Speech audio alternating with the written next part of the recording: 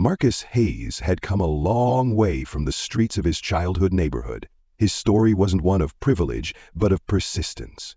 Growing up in a small, tight-knit community, he had seen and experienced the hardships of systemic racism, financial struggles, and prejudice. However, he had always known that his circumstances did not define him. What he did with those challenges, the way he overcame them, was what mattered. He had worked hard to build his wealth, starting from a small tech startup that he grew into a multi-million-dollar business. Now, at the age of 40, he was a successful entrepreneur, respected in his field, and on the verge of acquiring his next big venture, a luxury car dealership. Today was supposed to be a moment of celebration, a milestone. But what Marcus didn't expect was that his experience at the dealership would be a reminder of the prejudice and assumptions that still existed, even at the highest echelons of society. Marcus walked through the sleek, polished doors of the luxury car dealership, a grin on his face.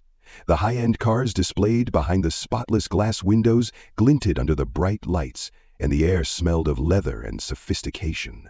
The place oozed opulence. Luxury sports cars, custom-built sedans, and high-performance vehicles lined the showroom floor. He had been eyeing this dealership for months now. He had already finalized the deal to buy it. Today, he was here to take a final look at the cars that would soon be under his ownership. However, what he didn't expect was the behavior of the staff. As he walked in, the receptionist, a young woman with platinum blonde hair and a bright smile, glanced up from her computer, flashing him a smile even before she recognized him. "Can I help you, sir?" the receptionist asked, her voice polite but distant. "I'm here to take a look at the inventory," Marcus said smoothly. "I'm the new owner of the dealership." The receptionist blinked in surprise, clearly not expecting a response like that, but she recovered quickly and gestured for him to browse. "Feel free to have a look around. Let me know if you need any help." Marcus nodded but noticed the slight hesitation in her actions as she turned away. As he walked deeper into the showroom, he could see the staff, salespeople and managers, watching him. It was the kind of look he'd grown accustomed to, making the suggestions about his financial status based on his appearance. One of the salespeople, a young man with dark hair and a freshly pressed suit, approached Marcus with an eager smile. "Good afternoon, sir," the man said, with enthusiasm that seemed slightly forced. "Welcome to our dealership. How can I assist you today?" "I'm just looking around for now," Marcus replied, his eyes scanning the rows of high-end vehicles. He stopped in front of a black sports car, running a hand over the smooth surface of the hood. "But I'm definitely interested in buying." The salesman hesitated for a moment, clearly eyeing Marcus's attire. Nothing too extravagant, just a well-tailored suit and a calm demeanor. To most people, he looked like someone with money, but perhaps not the kind of person who would be buying cars like this. "Sure," the salesman said. "We have a few models that might interest you. This one, for example." He gestured toward the black sports car, a high-performance model with a price tag that screamed luxury. "It's a great choice for someone who appreciates both style and power." Marcus smiled, but didn't respond immediately. He was used to being underestimated, judged by his appearance or the assumptions people made based on the color of his skin. "What's the price on that one?" Marcus asked, his voice casual. The salesman hesitated for a moment, as though surprised that Marcus even knew to ask. "It's listed at $150,000, sir, but we can work out a deal if you're serious." Marcus nodded slowly, his expression unreadable. "I'm serious." The salesman, whose name tag read Jonathon, seemed to sense something shift in the conversation, but he still didn't pick up on Marcus's calm confidence. Instead, he led Marcus toward the back of the showroom, showing him a series of high-end models. "Now this one is a bit pricier," Jonathon said, motioning to a sleek silver sedan parked in a corner.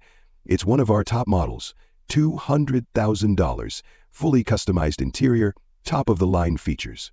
Marcus took a few steps closer to the car, examining it carefully.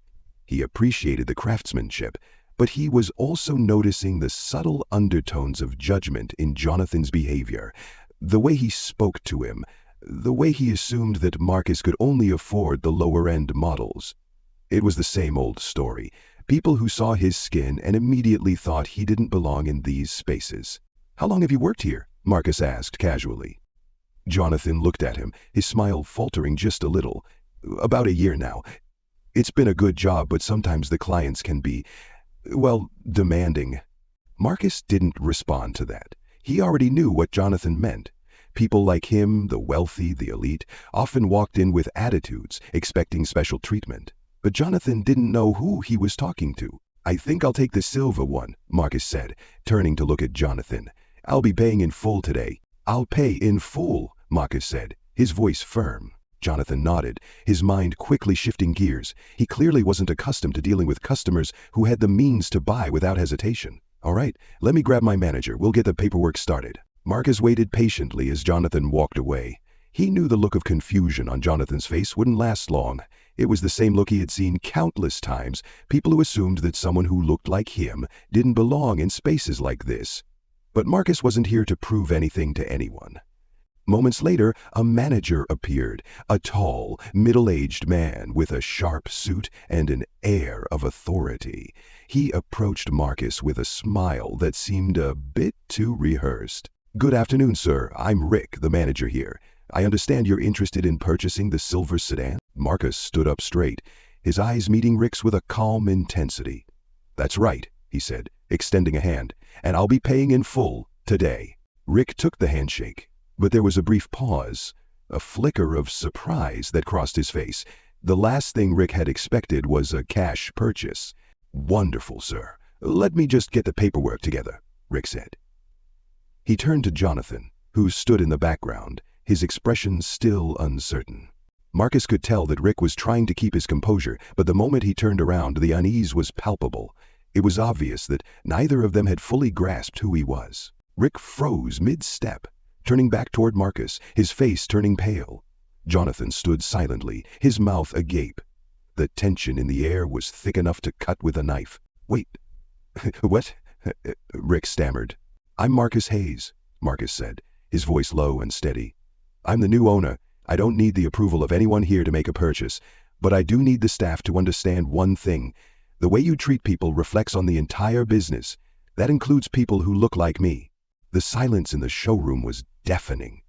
For a few seconds, no one spoke. Then Jonathon, his face flushing red with embarrassment, apologized profusely. "I'm so sorry, sir. I didn't mean to. I didn't know." Marcus smiled slightly. "That's the problem. You didn't know, but now you do."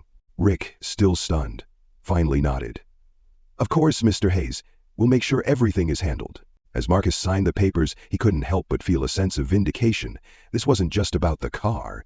It was about something bigger, a reminder that no matter how high people climbed, there would always be those who looked down on others based on assumptions and prejudice.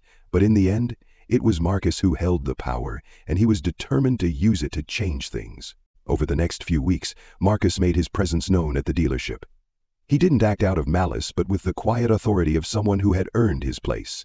The staff soon learned that they would be expected to treat every customer with the respect they deserved, no matter their appearance. And, for Jonathon and Rick, it was a humbling experience, a reminder that assumptions often led to costly mistakes. For Marcus, it was a victory not just of ownership, but of proving that no one should ever underestimate the value or potential of someone based on the color of their skin. The dealership flourished under his leadership, and Marcus Hayes became a name that represented not just success, but fairness and equality in a world too often governed by biases and prejudices.